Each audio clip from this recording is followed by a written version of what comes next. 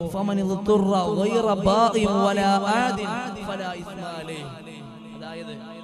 ഒരു മനുഷ്യൻ കുടുങ്ങിപ്പോയാൽ അല്ലാഹു പടച്ച തമ്പുരാൻ അവനെ ഹറാമാക്കിയ കാര്യത്തെ അല്ലാഹു ഹലാലാക്കി കൊടുക്കും. അല്ലാഹുവിന്റെ റഹ്മത്താണത്, അല്ലാഹുവിന്റെ കാരുണ്യമാണത്. നമുക്കറിയാം, പന്നി മാംസം നമുക്ക് ഹറാമാണ്, കല്ല് നമുക്ക് ഹറാമാണ്. ഒരു മനുഷ്യൻ ഒരു സ്ഥലത്ത് അകപ്പെട്ടു പോയി, അവന്റെ കയ്യിൽ ആഹാരമില്ല, അവൻ ഒറ്റപ്പെട്ട് നിൽക്കുകയാണ്.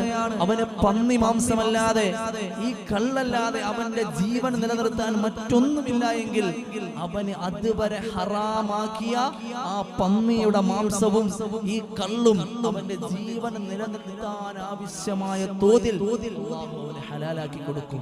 ഇത് അല്ലാഹുവിന്റെ കാരുണ്യമാണ്, ഇത് അല്ലാഹുവിന്റെ റഹ്മത്താണോ, ഇത് അല്ലാഹുവിന്റെ ഔദാര്യമാണ്, അവന്റെ കാരുണ്യമാണ്. എവിടെയാണ് പടച്ചവന്റെ കാരുണ്യം ഇല്ലാതിരിക്കുന്നത്?